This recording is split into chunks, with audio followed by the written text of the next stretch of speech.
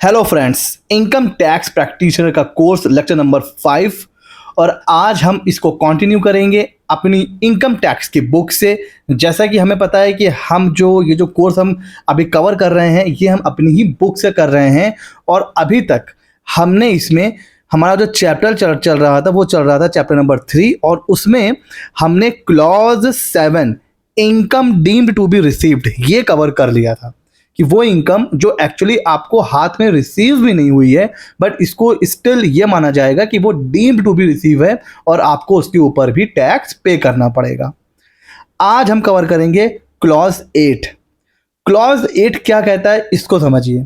ये कहता है कि भाई अगर आपको किसी स्पेसिफाइड एंटिटी से, ठीक है, कुछ भी मिले, चाहे वो कैपिटल एसेट मिले या स्टॉक इन ट्रेड मिले, लेकिन जिसके बदले में आपने कुछ भी पे नहीं करा है या पे किया है लेकिन जो उसकी एक्चुअल फेयर मार्केट वैल्यू है उससे कम पे करा है, तो ये कहता है कि if a person receive capital asset और stock in trade without consideration और less than fair market value it will be treated as income. Suppose आपको एक प्रॉपर्टी मिली, एक लैंड मिली, लैंड की वैल्यू थी 10 लाख, आपने सिर्फ 2 लाख रुपए दिया, तो भाई ये जो 8 लाख का गैप है ना, खुश मत होइए, ये जो 8 लाख का गैप है ये आपके हाथ में टैक्सेबल हो जाएगा। बिकॉज कोई भी चीज़ कोई जब किसी को देता है या कोई परचेज करता है तो भाई जो उसकी वैल्यू होती है ना उससे कम में ना देता है ना लेता है। इसका मतलब यहाँ पर कोई टैक्स की प्लानिंग चल रही है, तो उस प्लानिंग को रोकने के लिए ये जो क्लॉज 8 है ये पहले भी था इनकम टैक्स एक्ट में बट न्यू बिल में इसको क्लॉज 8 में कवर करा है और कहा है कि भाई अगर आपको कोई स्टॉक इन ट्रेड मिला या कैपिटल एसेट मिली तो जो उसकी एफएमवी थी उससे कम आपने पे करा या फिर पे ही नहीं किया तो ये आपकी इनकम में जुड़ जाएगा। उसी तरह दूसरा कहता है कि वो ट्रांजैक्शन जो किसके बीच में हो रहा है, स्पेसिफाइड एंटिटी और स्पेसिफाइड पर्सन के बीच में। अब ये क्या, जैसे एचयूएफ और उसके मेंबर, पार्टनरशिप फर्म और उसके पार्टनर, कंपनी उसके डायरेक्टर, इन सब के बीच में कोई ट्रांजैक्शन हो रहा है, ठीक है, और वो जो ट्रांजैक्शन हो रहा है उसके बीच में आपने कुछ भी पे नहीं करा है। जैसे एचयूएफ ने कोई ज्वेलरी या कोई भी कैपिटल एसेट, प्रॉपर्टी, इस तरीके की चीज ट्रांसफर करी और मेंबर ने उसके लिए कुछ भी पे नहीं करा तो भाई ये हो जाएगी उस मेंबर की इनकम मानी जाएगी। एग्जाम्पल पढ़िए, if you receive a property worth ₹50 lakh from a partnership firm without paying for it it may be taxed as income. आपको कोई प्रॉपर्टी मिली फर्म से जिसमें आप पार्टनर थे और आपने उसके लिए कुछ भी पे नहीं करा है तो भाई जो प्रॉपर्टी मिल रही है ना इसकी जो एफएमवी है वो आपकी इनकम माना जाएगा। तो ये कहता है क्लॉज 8 कि भाई या तो आपने पे करा तो कम पे करा या फिर पे ही नहीं किया और बदले में आपको कैपिटल एसेट मिल गई तो वो भाई आपकी इनकम मानी जाएगी। ठीक हो गया। अगला है क्लॉज 9 और क्लॉज 9 क्या कहता है, कोई भी इनकम जो इंडिया में नहीं हो रही है, इंडिया के बाहर कहीं हो रही है, उसको हम फिर भी मानेंगे इनकम डीम्ड टू एक्रू और अराइज इन इंडिया। है ना इंटरेस्टिंग टॉपिक। भाई कोई इनकम इंडिया में हो भी नहीं रही है फिर भी हम उसको मानेंगे कि वो इंडिया में ही हो रही है और आपको इंडिया में उसके ऊपर टैक्स पे करना पड़ेगा। ये कहता है क्लॉज 9। तो क्लॉज 9 एक्चुअल में क्या कहता है, देखिए क्लॉज 9 कहता ये है कि income from business connection in India, income from property asset sources located in India और इंटरेस्ट, रॉयल्टी और technical services paid by a resident even if income is earned abroad it may be taxed it has a sufficient nexus with India. भाई देखिए इसका जो best example जो मैं आपको दे सकता हूं वो है रिसेंट में आईपीएल। आपको पता है अभी कुछ टाइम के लिए ना आईपीएल जो है वो रुक गया था, इंडिया और का जो पाकिस्तान के जो बीच में जो टेंशन चल रही थी उसकी वजह से। तो बात ये चल रही थी कि हो सकता है कि आईपीएल इंडिया से शिफ्ट होके या दुबई या साउथ अफ्रीका में हो सकता है। अब आप सोचिए आईपीएल करा रहा है बीसीसीआई, सारा रजिस्ट्रेशन सब कुछ इंडिया में है लेकिन हो कहाँ रहा है, दुबई में। तो ये जो बिजनेस कनेक्शन है ना, वो कहाँ का है? इंडिया का। तो भले ही आईपीएल दुबई में हो, वहां की जो भी इनकम होगी वो कहाँ मानी जाएगी? Income deemed to be accrue और अराइज इन इंडिया। उसी तरह बीसीसीआई पूरी दुनिया में कहीं पर भी इवेंट कराए, क्रिकेट मैच कराए, टेस्ट कराए, आईपीएल कराए, पूरी इनकम भैया इंडिया में टैक्सेबल होगी। सिंपल सी बात है। उसी तरह आप बैठे हैं सपोज इंग्लैंड में, आपकी कोई प्रॉपर्टी है इंडिया में, वहां से आपको रेंट मिल रहा है, और आप क्या कह रहे हो? भाई मैं तो बैठा हूं इंग्लैंड में, मैं तो टैक्स पे नहीं करूंगा। नो, आप एक तो इंडिया के रेजिडेंट हैं, ठीक है, भले ही आप यूके में बैठे हुए हैं, आपकी प्रॉपर्टी इंडिया में है, वहां से आपको रेंट मिल रहा है, तो भाई इंडिया में टैक्स पे करना पड़ेगा। ये कहता है हमारा clause 9, income deemed to accrue और अराइज इन इंडिया। तो ये था क्लॉज 8 और क्लॉज 9। आई होप समझ में आ गया होगा। अगला है क्लॉज 10। ये जो पुर्तगीज सिविल कोड है ना, उसके रिलेटेड है, तो इसको आप लोग बुक से पढ़ लीजिएगा। छोटा सा सेक्शन है, कुछ इसमें बहुत ज़्यादा है नहीं। ठीक है, देखिए इंडिया आज़ाद कब हुआ था? इंडिया हुआ था सर इंडिपेंडेंट 1947 में, बट गोवा में जो पुर्तगाली थे ना, वो कुछ टाइम तक रहे थे, और अगर मुझे याद आ रहा है आई थिंक 62 या 63 तक गोवा जो था वो पुर्तगालियों के कब्जे में था। ठीक है, आप लोग गूगल कर लीजिएगा। तो अगर आप लोग कभी गोवा गए हो तो वहां पर आप देखना, वहां पर अभी भी बहुत से स्ट्रक्चर हैं जो लगता ही नहीं कि इंडिया में है। वो इसी वजह से क्योंकि वहां पर पुर्तगालियों ने काफी टाइम तक जो है वहां पर रूल करा हुआ है।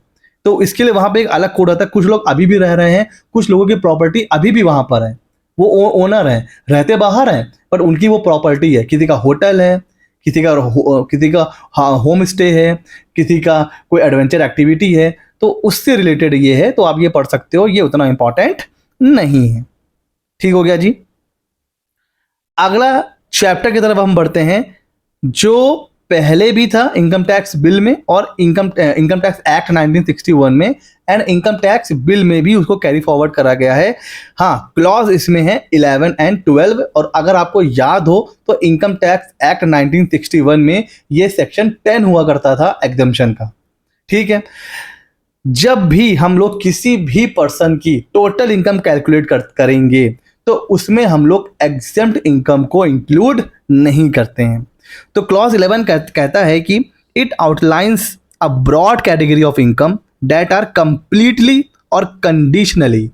कुछ तो ऐसी इनकम होती है जो पूरी तरह एग्जेम्प्ट होती है, और कुछ ऐसी होती हैं जिसके पास कंडीशन होती है कि भाई या तो ये 50% एग्जेम्प्ट होगी, या 80% होगी, या एग्जेम्प्ट होगी अगर ये कुछ कंडीशन सेटिस्फाई करे तो।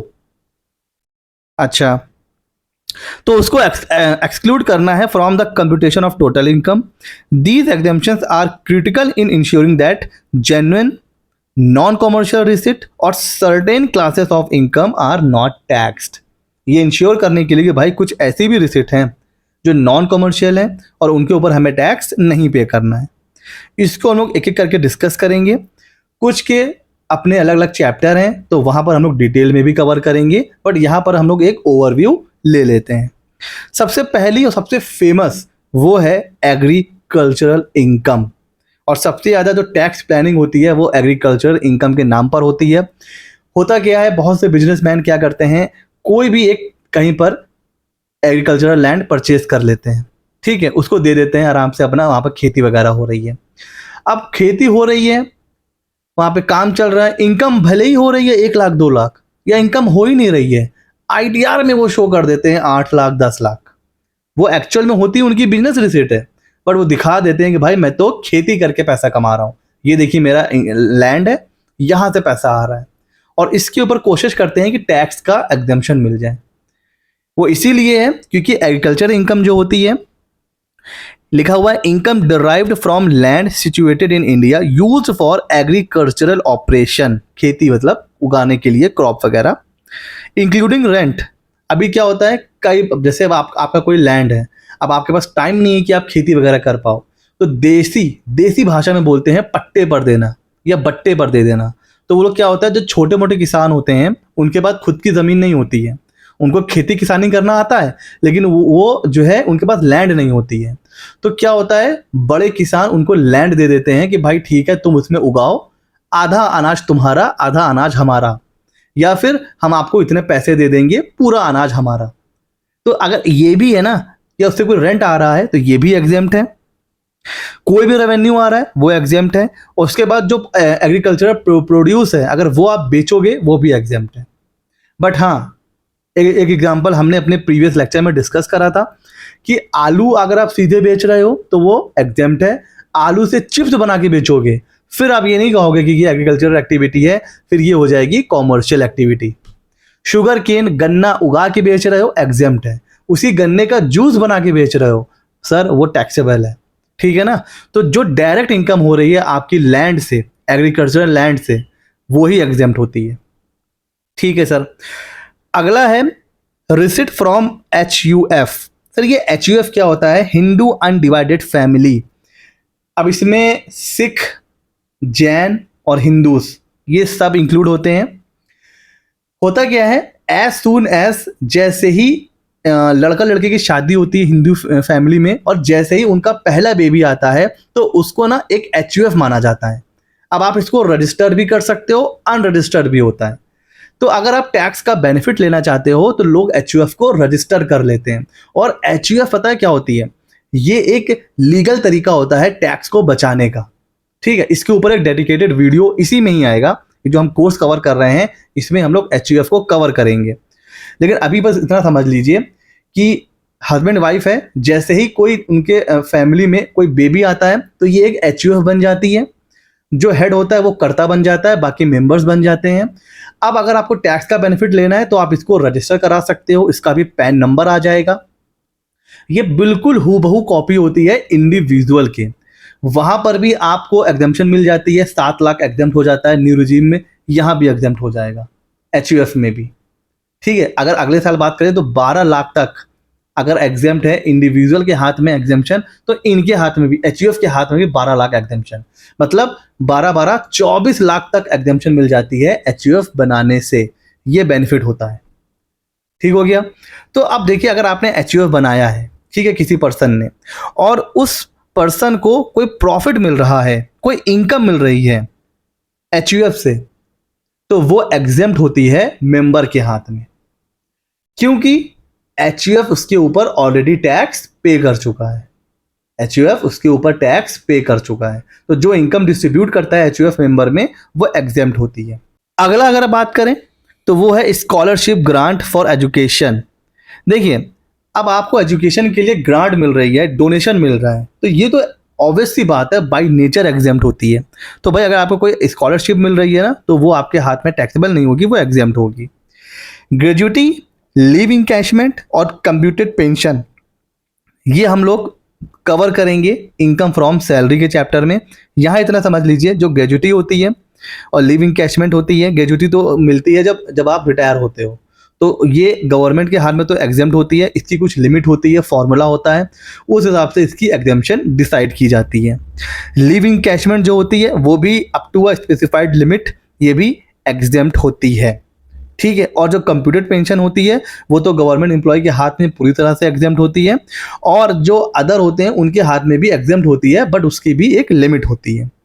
उसी तरह जो प्रोविडेंट फंड है, अगर ये आप 5 साल के बाद, सपोज आज आपने जॉब ज्वाइन करी, अब आप जॉब कर रहे हो, 5 साल हो गए, तो 5 साल होने के बाद अगर आप PF विड्रॉ करोगे तो भाई उसके ऊपर कोई टैक्स नहीं पड़ेगा, वो एग्जेम्प्ट हो जाएगी।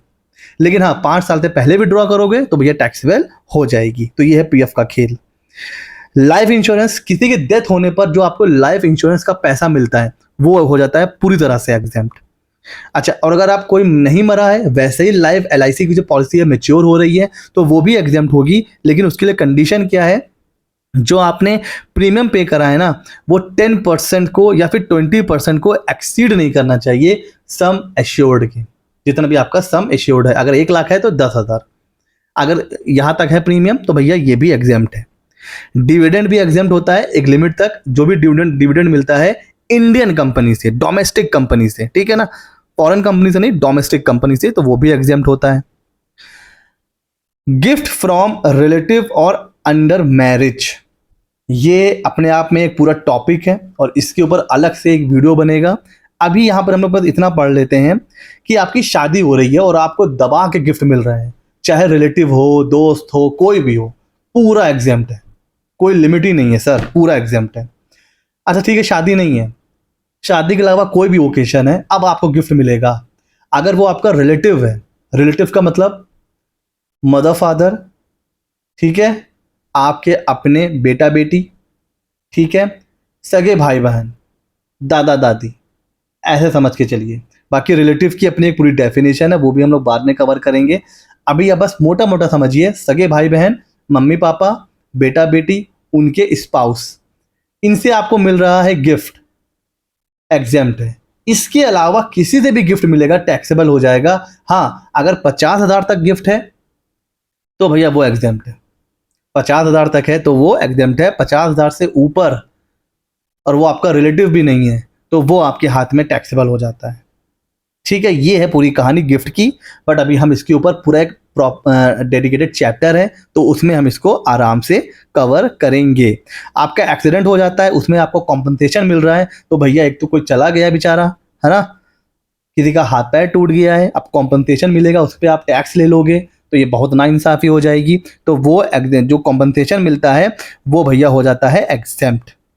ठीक है, उसी तरह कुछ ऐसे अवार्ड्स होते हैं, भारत रत्न अवार्ड, पद्मश्री, है ना, ग्लैंट्री अवार्ड, इस तरह से दादा साहब फाल्के अवार्ड, ठीक है ना, बाल्टी अवार्ड, जो उसका पार्ट।